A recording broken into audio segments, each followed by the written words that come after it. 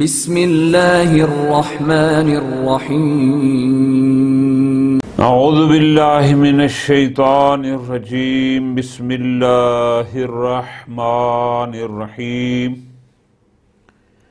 وقال علیہ السلام حضرت امیر المومنین علی بن ابی طالب علیہ السلام نے فرمایا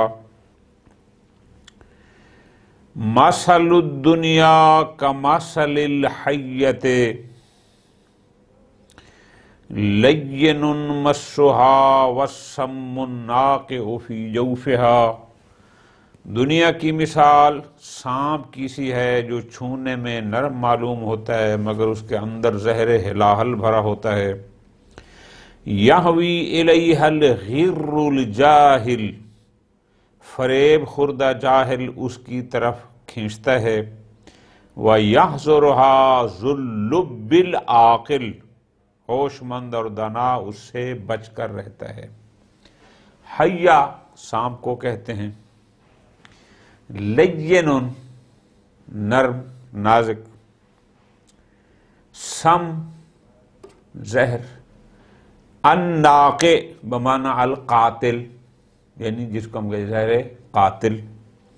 جوف کسی شے کے درمیانی حصے کو جب ہم کہتے ہیں نا جوف الکعبہ یعنی کعبے کا درمیانی حصہ یعنی اندر کا حصہ جو اس کی چار دیواری کے اندر ہے۔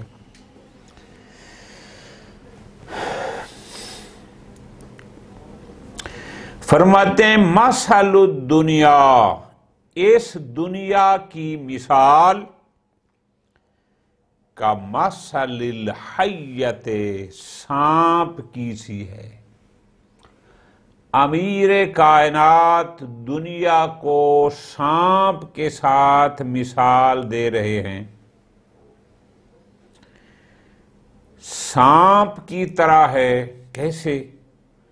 لین مسھا، کہ جیسے سانپ کو آپ ہاتھ لگائیں اس کا جسم تو فرماتے ہیں چھونے میں لین بڑا نرم بڑا نازک، لیکن وَالسَّمُّ النَّاقِعُ فِي جَوْفِهَا، لیکن اس کے اندر زہر قاتل ہوتی ہے۔ امیر کائنات فرماتے ہیں کہ یہ دنیا بھی اسی سانپ کی مانند ہے۔ یہ تمہیں جو ظاہری ٹھاٹھ باٹھ نظر آتی ہے، بڑی سی گاڑی ہے، بڑا بنگلہ ہے، بڑی حکومت ہے، بڑی جاگیریں ہیں، اور تمہارا دل چاہتا ہے کہ ہمارے پاس بھی یہ ہو اور تم اس کے لیے تگ و دو کرتے ہو۔ امیر المومنین فرماتے ہیں یہ سانپ کی طرح ہے جو مس کرنے میں، جو چھونے میں بڑا نازک بہت ملائم، لیکن اس کے اندر زہر قاتل ہے۔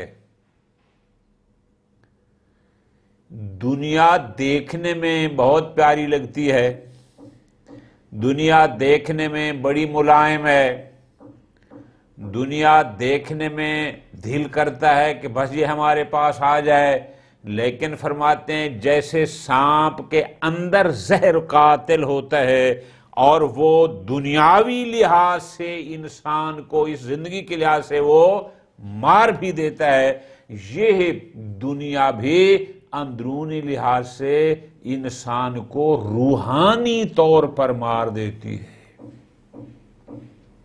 سانپ ڈس جائے تیرے جسم کی موت آتی ہے اور دنیا ڈس جائے تیری روح کی موت ہوتی ہے۔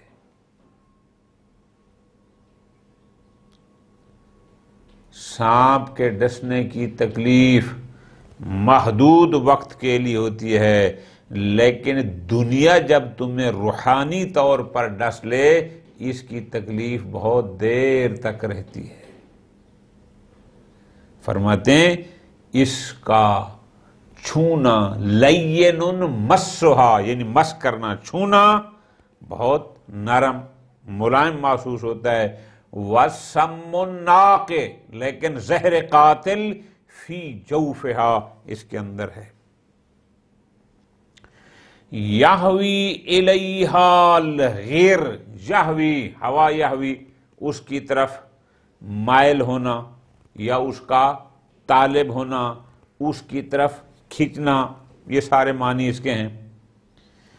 الغیر الجاہل، جاہل لا علم، غیر غرر سے ہے دھوکے میں پڑا ہوا۔ غیر ویسے اس جوان کو بھی کہتے ہیں کہ جس کو ابھی تک زیادہ کسی شے کی مہارت نہ ہو، سمجھ نہ ہو۔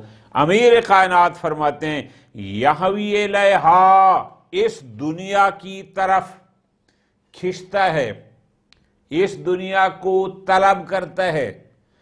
الغر الجاہل، فریب خوردہ جاہل، جس میں علم بھی نہیں اور اس دنیا کی ظاہری ٹھاٹ باٹ سے وہ دھوکہ کھا چکا ہے، فریب کھا چکا ہے، وہ اس کا طالب ہوتا ہے، وہ اس کی طرف کھنچتا ہے۔ لیکن وَيَحْذُرُهَا، اس سے حذر کرتا ہے، اس سے بچتا ہے، اس کے ضرر سے محفوظ رہتا ہے۔ ذُو اللُّبِّ العاقل، جو عاقل اور صاحب لب، صاحب سمجھ، صاحب فراست، ہوشمند، دانا انسان ہے، وہ اس سے بچ کر رہتا ہے۔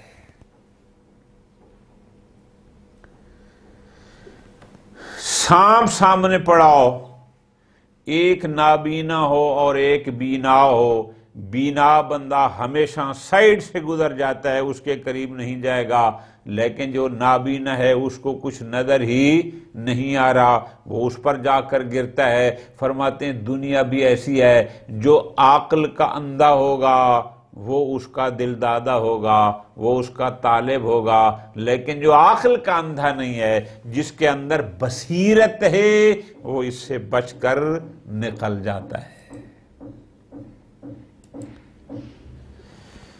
قال علیہ السلام، بلکہ یہاں سے شروع فرما رہے ہیں کہ وَسُئِلَ علیہ السلام عن قریش، کسی شخص نے امیر المومنین سے قریش کے بارے میں سوال کیا کہ یہ جو قریش ہے ان کے بارے میں، چونکہ آپ کو پتہ ہے زمانہ جاہلیت میں اس زمانے کے لوگ جو عرب ہوتے تھے ان کا فخر و مباحات سارا قبائل پر ہوتا تھا، ہم فلاں قبیلے کے لوگ ہیں، ہم، یعنی ذاتی کردار ان کے نزدیک کوئی اہمیت نہیں رکھتا تھا کہ اس بندے کا کردار کیا ہے، اس بندے کی اپنی کارکردگی کیا ہے، اس نے کوئی بڑا کام کیا ہے یا نہیں کیا، بس وہ اس پر خوش ہوتے تھے کہ ہم فلاں قبیلے کے ہیں، اسی پر ان کا فخر، اسی پر ان کا تکبر، اور اسی پر لڑائیے میں فلاں قبیلے کا ہوں، میں فلاں قبیلے کا۔ تو بہرحال اس زمانے کسی شخص نے امیر المومنین علیہ السلام سے قریش کے بارے میں سوال کر لیا۔ تو اب قریش کے جیسے ذیلی ایک بڑا قبیلہ ہوتا ہے، مثلا بلوچ ایک کاسٹ ہے، پھر اس کے ذیل میں شاہانی بھی ہوتے ہیں، اور اس کے ذیل میں جسکانی بھی ہوتے ہیں، اس کے ذیل میں اور بھی بہت ساری بہرحال ہوتے ہیں۔ تو یہ قریش کے تین باطن، جو تین ان کے ذیلی قبیلے تھے، امام علیہ السلام نے اس قریش کو اس حوالے سے بیان فرمایا کہ قریش میں بنی مخزوم بھی آتے ہیں، قریش میں بنو عبد شمس بھی آتے ہیں، اور قریش میں بنی ہاشم بھی آتے ہیں۔ امیر المومنین نے قریش کے یہ جو ذیلی قبائل ہیں ان میں ہر ایک کا ذکر فرمایا۔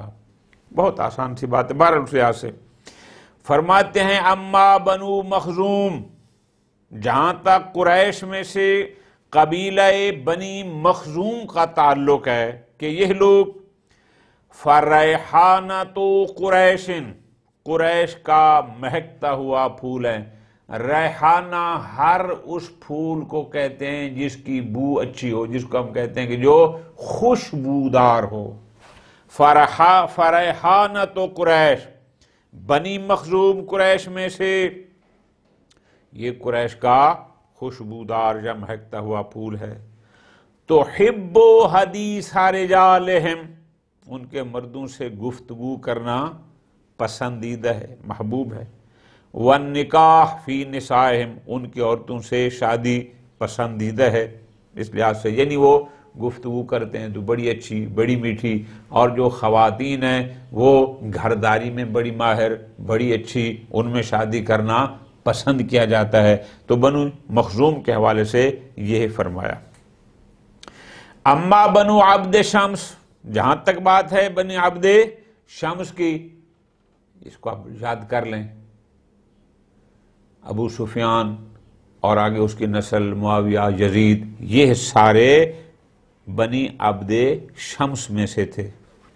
फरमाते हैं कुरैश में से जो कबीला बनी अब्द शम्स है उसके बारे में फरमाया दो चीजें उनकी बताई ना, कि वो कुरैश का खुशबूदार महकता फूल हैं, और दूसरा और फरमाया कि उनके जो मर्द हैं उनसे गुफ्तगू करना, उनकी औरतों से शादी करना महबूब है, पसंदीदा है, अच्छा है। जो बनु अब्द शम्स हैं इनके बारे में फरमाया फ़अबअदहा रायन, राय सोच के लिहाज से बईद हैं। क्या मतलब? यानी दूर अंदेश हैं, बहुत लंबी सोच रखते हैं, दूर की सोचते हैं। अच्छा, व अमनउहा लिमा वरा ज़ुहूरिहा, और पेट पीछे की ओझल चीजों को पूरी रोकथाम करने वाले हैं। मुराद क्या? कि जो बाद में रखना है, महफूज करना है, यानी अपने बाद चीजों को महफूज करने में बड़े माहिर हैं। अब इनकी दो खुसूसियात हो गई, एक तो ये दूर की सोचते हैं, और दूसरा मावरा ज़ुहूरिहा, अपने बाद, अपने पसे पुश्त, बाद में जो छोड़ के जाना है उसको भी पूरा संभाल के रखते हैं। अमना यानी उसको रोकथाम करते हैं। मुराद क्या है? बड़ी संभाल के रखते हैं। अब इनकी दो चीजें बयान की, दोबारा भी बताएंगे। अम्मा नहनो, जहां तक बात है हम, हमारी अमीरुल मोमिनीन अलैहिस्सलाम, ये है बनु हाशिम से थे, पैगंबर अकरम सल्लल्लाहु अलैहि वसल्लम, ये इनका ताल्लुक बनी हाशिम से था। अब जो कुरैश में से बनी हाशिम है, अम्मा नहनो, हम, अच्छा हमारी क्या खुसूसियात हैं? फ़अब्ज़लू लिमा फ़ी ऐदीना, जो हमारे हाथ में होता है उसे सर्फ करते हैं। अब्ज़ल यानी बहुत खर्च करने वाले, बाज़िल, जो कुछ हमारे हाथ में होता है हम उसे खर्च करते हैं। अब्ज़ल आप कहेंगे यानी ज्यादा खर्च करने वाले हैं। व अस्मह इंदल मौते बिनुफूसना, और मौत आने पर जान देने में बड़े जवान मर्द होते हैं। यानी मौत में, जंग में, मैदान जंग में, मैदान जिहाद में, यानी जब मौत की बात है तो हम अपने नुफूस को, अपने आप को पेश करने में अस्मह, सखी होते हैं, जवान मर्द होते हैं। हमें कोई परवाह नहीं होती कि मौत आ जाए हम पर, जैसे फर्क नहीं पड़ता। अब अगली बात को समझना, बनु अब्द शम्स दूर अंदेश होते हैं, दूर की सोचते हैं, और अपने बाद जो चीजें महफूज करनी है, संभालना है, उसमें बड़े माहिर होते हैं, बहुत संभाल के रखते हैं। अब आगे फरमाते हैं, हम अक्सरो, गिनती के लिहाज से अददी अक्सरियत में वो ज्यादा हैं, यानी अफराद कबीला उनके बहुत ज्यादा हैं। अमकर, मकर से है, बहुत हीलाबाज, बड़े मकरबाज, यानी हीले, बहाने, तेज, चालाक, बालफादीगर बहुत ज्यादा हैं।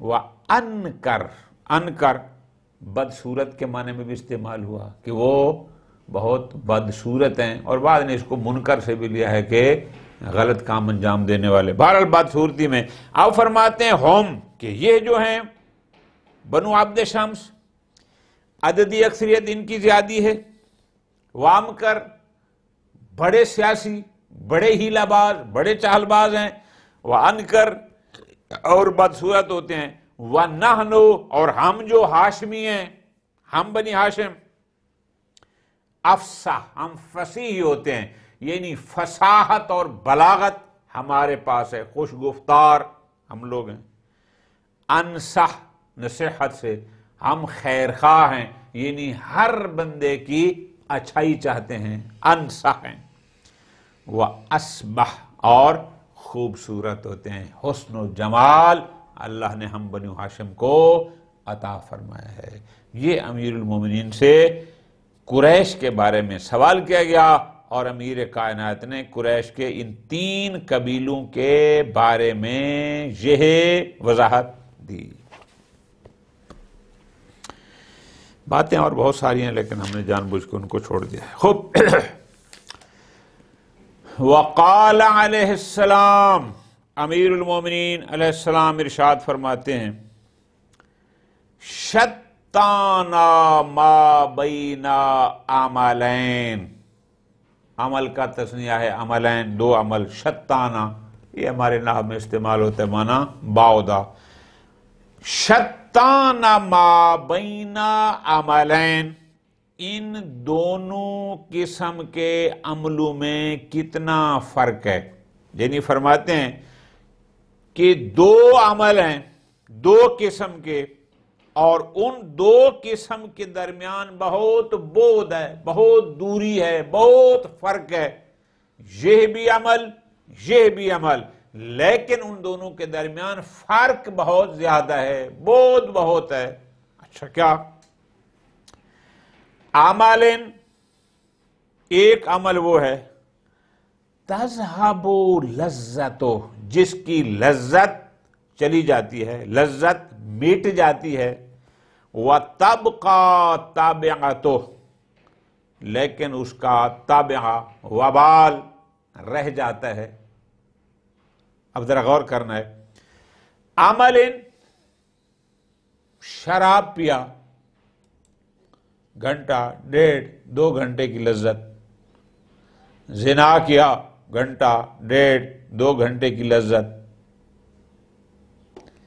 غیبت کی تھوڑی دیر کے لیے، آدھا گھنٹہ 15 منٹ محفل میں بیٹھے، یعنی یہ عمل ہے جس کی لذت محدود عرصے کے لیے، تھوڑے وقت کے لیے، ایک معین وقت تک تو لذت محسوس ہوتی ہے، لیکن تبقى تابعتو اس کا گناہ باقی رہتا ہے۔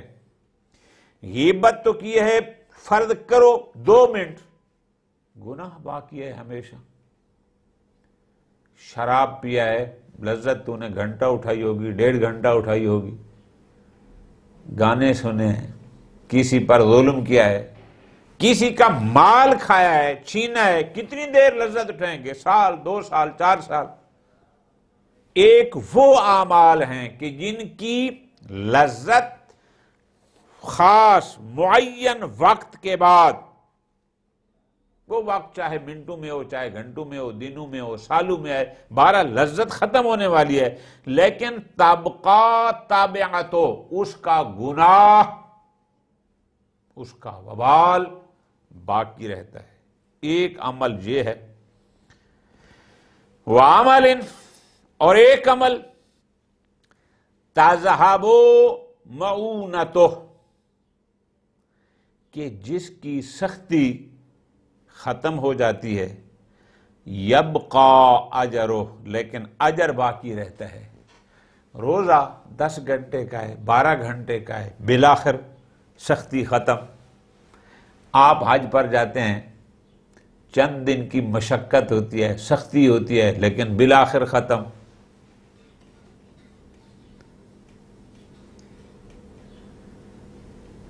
آپ کے پاس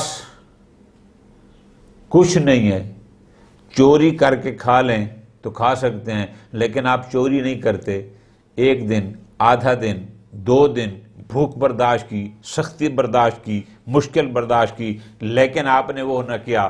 یعنی ایک وہ اعمال ہیں کہ جن کی سختی ہے، جن میں مشقت ہے، لیکن مشقت کا ایک دورانیہ ہے۔ جیسے پہلے عمل کی لذت کا دورانیہ تھا، وہ دورانیہ منٹوں میں بھی ہو سکتا ہے، وہ گھنٹوں میں بھی، وہ دنوں میں بھی، وہ ہفتوں کا دورانیہ بھی ہو سکتا ہے۔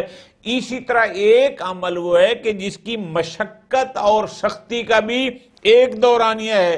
ممکن ہے وہ سختی 15 منٹ کی ہو، ممکن ہے وہ سختی گھنٹے کی ہو، ممکن ہے وہ 2 دن کی ہو، ممکن ہے وہ چند سال کی ہو، لیکن اس عمل کی جو سختی ہے یہ ختم ہونے والی ہے، لیکن یبقا اجرو، اس کا اجر باقی رہنے والا ہے۔ امیر کائنات ہدایت اس طرف فرما رہے ہیں کہ تیرے پاس اس دنیا میں، اس حیات میں تیرے پاس 2 آپشن ہیں، یا بالفاظ دیگر تو نے کچھ تو کرنا ہے، آخر دنیا میں رہنے کوئی کام تو کرنا ہے۔ جو کام بھی تو نے کرنے ہیں، یہ کام، یہ عمل 2 قسم کے ہیں۔ ایک وہ عمل ہیں کہ جس کی لذت عارضی ہے لیکن گناہ باقی رہنے والا ہے، اور ایک وہ ہیں جن کی سختی عارضی ہے، مشقت عارضی ہے، لیکن اجر و ثواب باقی رہنے والا ہے۔ اب تیرے عقل اور شعور پر ہے کہ تو باقی رہنے والے گناہ والا عمل انجام دیتا ہے یا باقی رہنے والے اجر و ثواب والے عمل کو انجام دیتا ہے۔ یہ اختیار تیرے اپنے پاس ہے۔ چونکہ گزارش کی تھی اس لیے کہ ہم فاعل مختار ہیں، ہم گناہ کرتے ہیں تو اپنے ارادہ اور اختیار سے، ہم کوئی نیکی کرتے ہیں تو بھی اپنے ارادہ اور اختیار سے۔ اب تیرے پاس 2 آپشن ہیں، جو بھی عمل فعل تیرے سامنے آئے گا اس فعل سے پہلے ذرا اس پر غور کر لینا، اس کا انجام کیا ہے۔ اگر وہ ایسا ہے کہ اس کا گناہ رہنے والا ہو، لذت عارضی ہے، تیرا شعور کہے گا اس کو دفع کر، یہ نہ کر۔ اور اگر عمل ایسا ہے تو فی الحال سختی ہے، فی الحال اس میں مشقت ہے، لیکن ثواب اجر باقی رہنے والا ہے، تو پھر ایسا عمل تمہیں انجام دینا ہوگا۔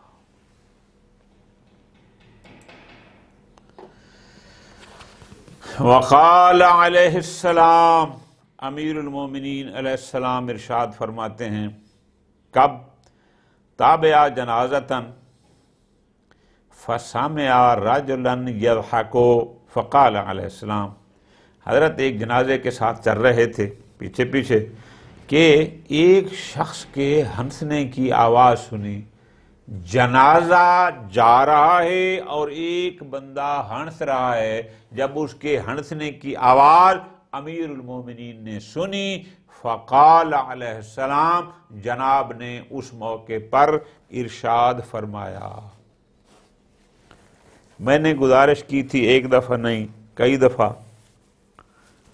کہ امیر المومنین کے فرامین فقط اسی وقت کے لیے نہیں تھے کہ جب وہ فرما رہے تھے، اور ان لوگوں کے لیے مختص نہیں تھے کہ جن کو سامنے بٹھا کر بیان فرماتے تھے۔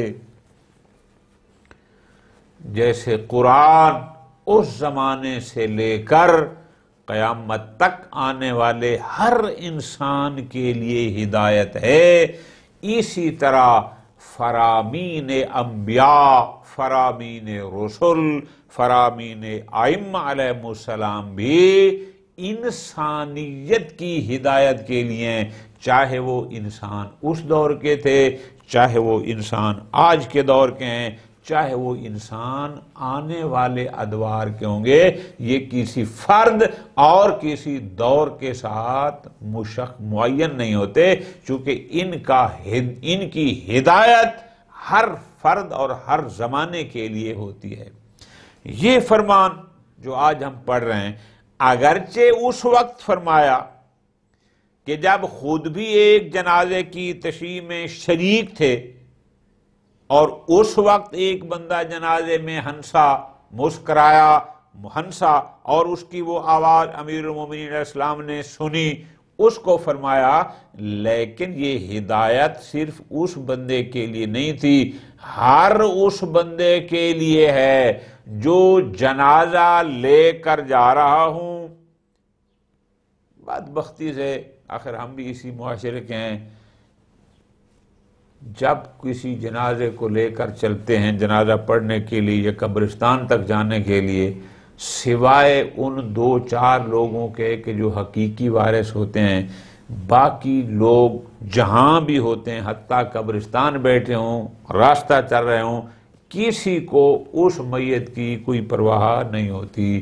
کوئی اپنی جناب سیاست پہ موضوع ہے، اور کوئی اپنی کاشتکاری کی باتیں کر رہا ہے، اور کوئی کچھ اور کوئی کچھ، اور ایسا ہوتا ہے۔ امیر المومنین نے ہمیں متوجہ فرما دیا۔ اب ہم امام علیہ السلام کے اس فرمان سے ہدایت لیں یا نہ لیں علیحدہ ہے، لیکن امیر المومنین ہمیں ہدایت فرما گئے ہیں۔ کیا فرمایا؟ غور کرنا۔ امیر المومنین نے جب سنا کہ ایک شخص کے ہنسنے کی آواز سنی، وہ شخص ہنسا، خوب، تو مولا نے فرمایا کأن الموت فیہا علی غیرنا کتب، پوری توجہ کرنی ہے۔ کأن الموت فیہا، ہا کا مرجع دنیا ہے، گویا اس دنیا میں موت ہمارے علاوہ دوسروں کے لیے لکھی گئی ہے۔ لفظی ترجمہ، کان الموت فیہا، وہ بندہ جو ہنس رہا تھا، امیر المومنین نے فرمایا کان الموت فیہا، کہ گویا کہ اس دنیا میں جو موت ہے، علی غیرنا، ہمارے غیر پر کتب لکھی گئی ہے، یعنی کیا؟ باقی لوگوں نے مرنا ہے، میں نے نہیں مرنا۔ ذرا غور کرنا ہے، یعنی اگر تو یہ سمجھتا کہ تو نے بھی مرنا ہے تو جنازہ کے ساتھ تمہیں ہنسی نہ آتی۔ فرماتے ہیں گویا کہ موت فیہا، اس دنیا میں، علی غیرنا، ہمارے غیر پر کتب لکھی گئی ہے، یعنی کیا؟ مراد یہ ہے کہ مولا فرما رہے ہیں تو جو ہنس رہا ہے، گویا کہ یہ موت ہمارے علاوہ دوسروں کے لیے ہے، یعنی ہمارے اوپر یہ موت نہیں آنی۔ وَكَأَنَّ الْحَقَّ فِيهَا، اور گویا کہ حق سے مراد موت، گویا کہ یہ موت اس دنیا میں علی غیرنا واجب، ہمارے غیر پر واجبہ، لازم ہے، یعنی ہمارے اوپر موت لازم نہیں، ہمارے غیر پر۔ لطف لینا ہے، یعنی کیا سمجھ رہے ہو کہ یہ موت دنیا میں ہمارے علاوہ دوسروں کے لیے لکھی گئی ہے، یہ موت ہمارے علاوہ دوسروں پر لازم ہے، نہ ہم نے مرنا ہے، نہ ہمارے لیے یہ موت لکھی گئی ہے۔ کانا کا ایسا ہے، یعنی ہماری دنیا میں کہا جاتا ہے استفہام انکاری، یعنی گویا کہ مولا فرمانا یہ چاہتے ہیں یہ نہ سمجھو کہ موت اس دنیا میں ہمارے غیر دوسروں کے لیے لکھی گئی ہے، یہ نہ سمجھو کہ یہ موت ہمارے علاوہ دوسروں پر لازم ہے، نہ ہمارے پر بھی لازم ہے، ہمارے لیے بھی لکھی گئی ہے۔ اور اگلا جملہ فرمایا وَقَعَنَّ الَّذِي نَرَى مِنَ الْأَمْوَاتِ سَفْرٌ أَمَّا قَلِيلٍ إِلَيْنَا رَاجِعُونَ، اور گویا جن مرنے والوں کو ہم دیکھتے ہیں وہ مسافر ہیں جو ان قریب ہماری طرف پلٹ آئیں گے۔ فرماتے ہیں کیا؟ کَأَنَّ الَّذِي نَرَى مِنَ الْأَمْوَاتِ، گویا ہم نرا، یعنی ہم جو دیکھتے ہیں من الاموات، ان مرنے والوں کو، گویا ہم ان مردوں کو، ہم ان مرحومین کو، ان مرنے والوں کو دیکھتے ہیں۔ کیا؟ سافرن، سافر بمعنی مسافر کیا ہے، کہ گویا یہ مرنے والے مسافر ہیں، کہیں جا رہے ہیں، اما قلیلن بس تھوڑے عرصے بعد الینا ہماری طرف پلٹ آئیں گے. یعنی گویا ہم یہ سمجھتے ہیں کہ جیسے بندہ حج پر جاتا ہے 40 دن بعد واپس جاتا ہے, بندہ زیارات پر جاتا ہے 10-15 دن بعد واپس جاتا ہے, بندہ دوسرے شہر میں کسی کاروباری سلسلے میں جاتا ہے 1-2 دن کے بعد واپس آتا ہے.